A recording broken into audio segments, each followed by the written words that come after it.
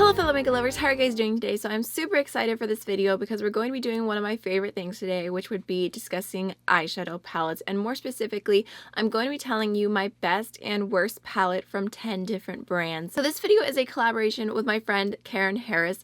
You've probably heard me talk about her before if you've been on my channel for any length of time because we've done a few collabs together in the past. If you're curious to hear the best and worst for all the brands I'm going to be talking about from another person's perspective, definitely go check her out.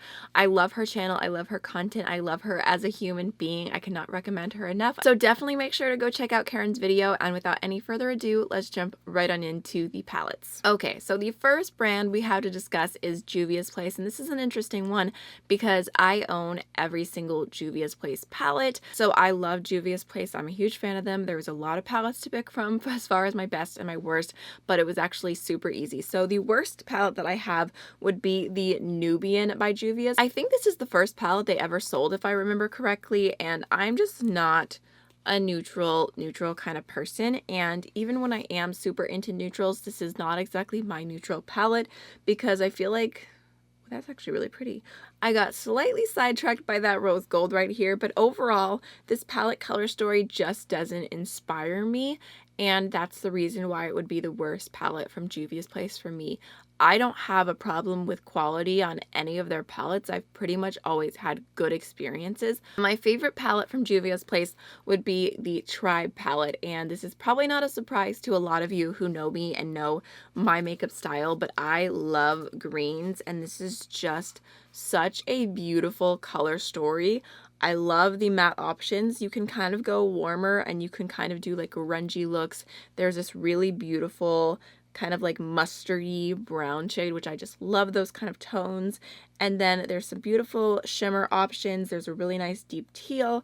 And then this shade right here called Coral is a really beautiful inner corner highlight shade. It's kind of like a white to green, but it has a lot of gold in there as well, and it's just so beautiful as a highlighter or as an inner corner shade. I feel like I'm so inspired by this palette. I love the pops of greens. I love that it has an inner corner shade. I love that it has a really nice deepening shade. So this basically has everything that I need, and also a lot of the shades in here are pretty unique as well, which is so great, and the price point is amazing. So I just absolutely love the Juvias Place Tribe palette. Next on the list I have Blush Tribe, and we both chose this because we had a lot of palettes from them, but I accidentally didn't even think about this video when I did a complete separate ranking Blush Tribe video, and that was specifically just because Blush Tribe is shutting down, and I thought it was kind of like a last chance moment to get to talk about them. So I'll leave the entire ranking video down below in case you're curious to hear more.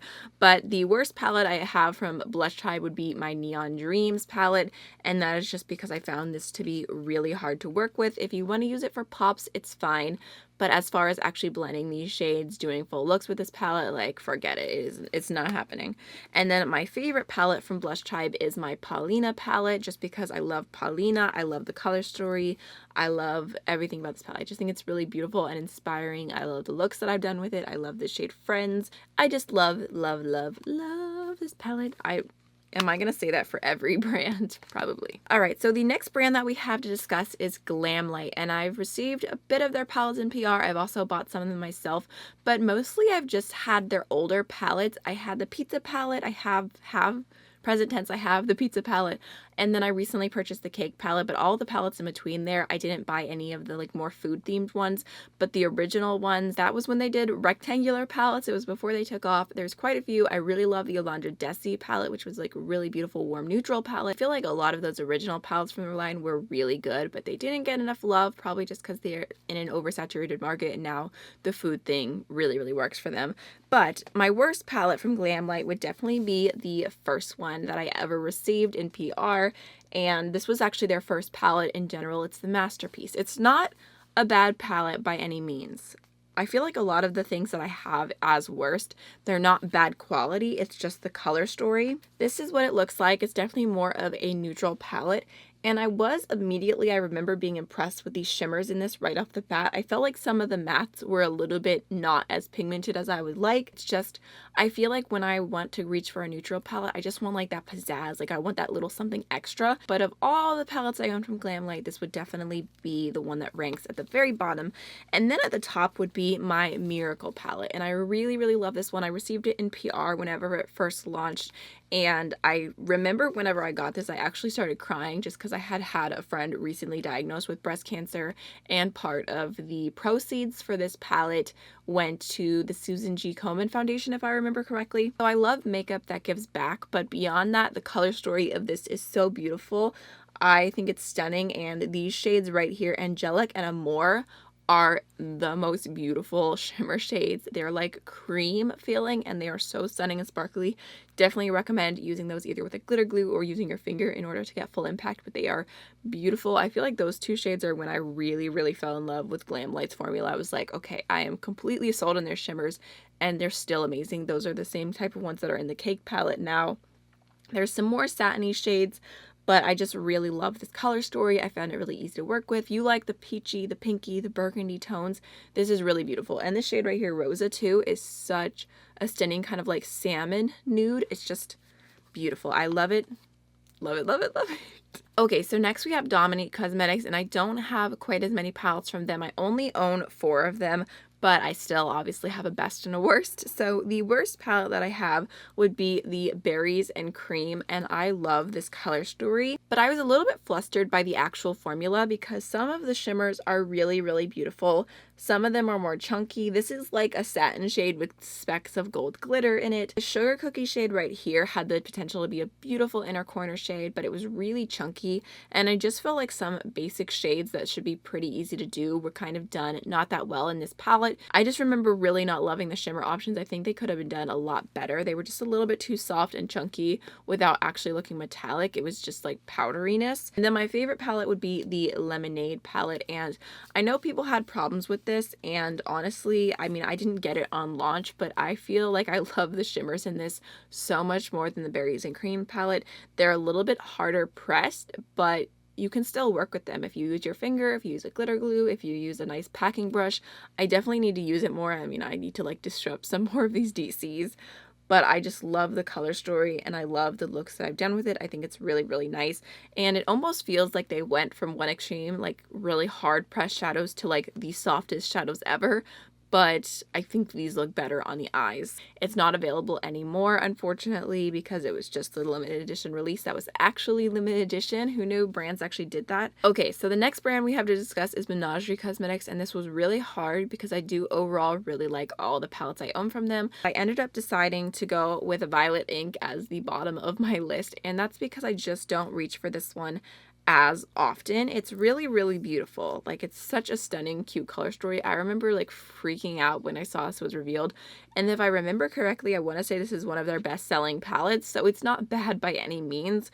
It's just, I don't know, there's something about this that doesn't make me want to reach for it. Kind of wish they did away with the shade Octopi and then had like one more really light iridescent metallic. I think that would have made this palette much more Amy. And then my favorite was really hard. I was torn between 2 palettes, and that would be the Pastel Pop palette and the Whale Song palette, which I am really enjoying the Pastel Pop palette. It's newer. I feel like it's more in the honeymoon phase, so I'm gonna wait it out before calling that a favorite top of the list, because I think we need to have like a longer relationship before I can say such serious words. So I went with the Whale Song palette as my favorite, and I haven't reached for this as much lately, and the one drawback to this palette is that it does stain, which stops me from using it as much as I would like to, but I just feel like this is my favorite color story. I love the shimmer options. I love the matte options. I love how these look on the eye. I love the color story. I think it's so inspiring and beautiful, and of all the blue-green palettes that came out, this was my favorite. So next for Colourpop, I actually don't own that many palettes from them. I own a few, but compared to a lot of people, it's probably gonna seem like not that much because Colourpop released like, I don't know, like 60 collections last year, I think, according to Karen. I'm so curious to see what her least favorite and favorite palettes from Colourpop will be, because she has a Colourpop collection for sure. I think I own 6 palettes from them. My least favorite palette from Colourpop would be the Zodiac palette, which was in collaboration with Kathleen Lights. I feel like the packaging of this is the prettiest packaging ever. Like, I'm obsessed with how this looks. Got my little Taurus bull right here. It is so cute. And then here is the actual colors. I felt like the quality of this palette was just not very good. I was not impressed with it. I thought the shades were kind of chalky. The shimmers weren't that great. I just was overall super disappointed in the quality of this. and I literally never reached for it because I just didn't like it that much, unfortunately. And also, the Taurus, I know we're an earth shade, but come on. However, on the other hand, my favorite palette would be Dream Street, and it was kind of going between this and Lilac You a lot, but I've had this for a lot longer, and it feels like such a staple palette. I cannot believe that it's not available anymore. Kind of makes me sad because it really is such a good, affordable neutral palette. I have hit pan on this brown shade. I love that it has like the peachy tones and the pops of blue, and I just feel like this is such a cute color story, and I found the quality of these mattes to be really, really good. Okay, next we have Kaleidos, and again, I own all of their palettes. I've received them all through PR, just to be transparent, but my least favorite palette from them would be the Futurism 2 Cyber Bronze.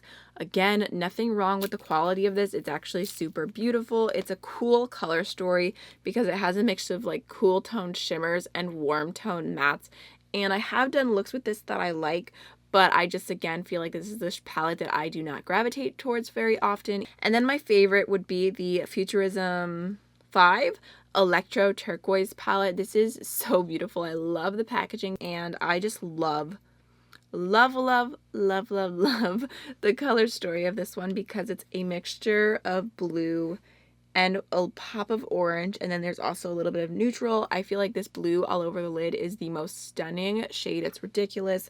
This like kind of whitey gold shade is stunning on the inner corner. I think it's so cute, and the quality is really, really good as well. Next we have Morphe, and oh lordy, I had to search for this palette. I don't know why I never decluttered it, but I found it. I found my worst palette from Morphe, and this would be the 35O. I just can't believe the way people used to recommend this. For one, I've had this for years, and I open it up and immediately it smells like super, super cheap makeup. I just thought the quality of this was so average, and I did not understand why people acted like it was so good, because it was just like makeup that you could make work. You could do decent looks with it. It was fine, but it was not amazing by any means. Now, understanding YouTube a little bit more, I understand people who were a little bit more money motivated. That's a nice way to put it. They were the ones pushing this so much, and after using this, I kind of was very anti-Morphe for a bit. However, since then, I've purchased a lot of palettes from Morphe whenever they've done interesting color stories, and they've done a lot of boring color stories, but they've also done some really, really nice ones as well. Just for disclaimer's sake, I'm not that big into Morphe, and I definitely think they're not that ethical of a brand, especially that's come to light recently to me, because there's been things in the past where it's like, yeah, I can justify it, but now I'm like, no, I can't. So I don't think I'm going to be buying from them in the future, at least not for a bit. We're on a break right now. That's how I'm feeling about Morphe, but my favorite palette from them came out recently, and I felt like this one deserved so much more hype than it got. What was this called? This is the 18B palette, and it is beautiful. Like, it is such a stunning color story. There is a Natasha Denona Lime Chrome dupe in here. Like, they are super similar. The Lime Chrome is a little bit more slick, a little bit, you know, it's a little bit more luxe, but this gives the exact same effect on the eyes, and it's super, super beautiful. You've got pops of yellow, which I always want to see in green palettes, and you rarely ever see them. And then you've got so many grungy tones, and the mattes in this palette are crazy pigmented. I wasn't planning on swatching, but that shade right there is just amazing, and I really, of all the palettes from Morphe, this is my favorite color story, and it's also one of the most condensed. Actually, I really liked the Kathleen Lights Morphe palette as well. I have that one, and it's just a little bit smaller than this. It's almost the exact same kind of packaging, but this color story is life. All right, last but not least, we have Natasha Denona and Alterego to discuss. So I think I'm going to leave Natasha for the end, so we'll go out with a bang. But from Alterego, the worst palette I have from them would be the Daydream palette. And I was really excited about this one because it's so cute. Like, I love the packaging of this. Like, this is vibes. Unfortunately, when you open the inside, the color story is not quite as amazing. It's still nice. It's kind of like mauve-y, neutrals, some burgundy berry shades, so it's cute. There are two pressed glitters, which I haven't used those at all, so I can't speak to the quality of them. And then there's some like interesting kind of toppery like mixture shades, which I'm not super into that. There's a concealer shade, again, I'm not super into that. So a lot of elements of this palette just aren't like my personal taste in makeup. And beyond that, I just really didn't like the mattes in this. I felt like they were so subtle. they were very gently pigmented, as me and Karen and Angie like to joke about. And I was kind of shocked about that because I have a bunch of other palettes from them that I really, really love the formula of. But the mattes in here just left me kind of wanting more. I felt like I was layering them. I wasn't getting the depth that I wanted. And my favorite palette from them I actually don't have. Fun story. Okay, I'll leave a picture on screen. My favorite palette from them would be the Goddess palette. I have a full video comparing that to the Natasha Denona Gold palette, which I thought that they were, for the price difference, very comparable. There was a few shades I like from Natasha more, but for considering the price difference being like $100 and some change, I thought the Alter Ego palette was amazing. I couldn't justify keeping the Alter Ego one because my mom said she really liked it, and I told her I would pass it on to her when I was done testing it out, but I kind of miss it, honestly, because it was so good and so affordable. I literally have considered rebuying it, which I'm not going to do because I really don't need it, but I will say from all the palettes I own from them, that is definitely my favorite, even though I don't have it in my life anymore. Alright, last but not least, we have Natasha Denona, and this one was really hard as well because I have a lot of palettes I love from her and none that I hate, none that are bad quality, so I kind of just had to think about it a little bit, but I decided for my worst palette would be I think this is called the Purple Blue palette, and this is not bad quality by any means. It's amazing quality. I got this in a Beautylish Lucky bag, so I paid way less than retail value for this. Thing is, when it comes down to it, I do really like a lot of the colors in here. I find the overall color story to be a little less inspiring. I think I could condense this down and get rid of a lot of the extra shades and like really zone in on the purple and blue and have an amazing color story. I think that would be a fun little experiment, especially because these are magnetic. But at the end of the day, just knowing the price of this and knowing how it's not as inspiring as a lot of the other palettes I have from her, some that are minis, some that are just smaller and more affordable, I just felt like this was the one I had to choose for the worst palette. Even though it's amazing quality, I just feel like you could get so much more for this price from her brand. So as far as my favorite palette goes, I feel like it might be obvious because I've talked about this palette a lot. This is my gold palette, and this is what I'm talking about when I say I want a neutral palette that has some pizzazz to it, because this palette is everything to me. I love the quality. I love the shimmers. Like, all of the metallic shades are just stunning. I love this inner corner shade. I feel like the mattes in here blend amazing. I love the fact that there's some pops of blue. There's some amazing duochromes. There's like this super bright gold. I didn't even like gold eyeshadow before this palette. I thought it was so overrated, but this palette is everything to me, and I'm pretty sure if I could only keep one neutral palette, it would be this one, because it's that good. Okay, I know you're thinking about clicking out this video because it's over, but don't forget to open up my description box, check for Karen's name, click the link next to it, and watch her video and send her some love. I'll see you in the next video. Bye.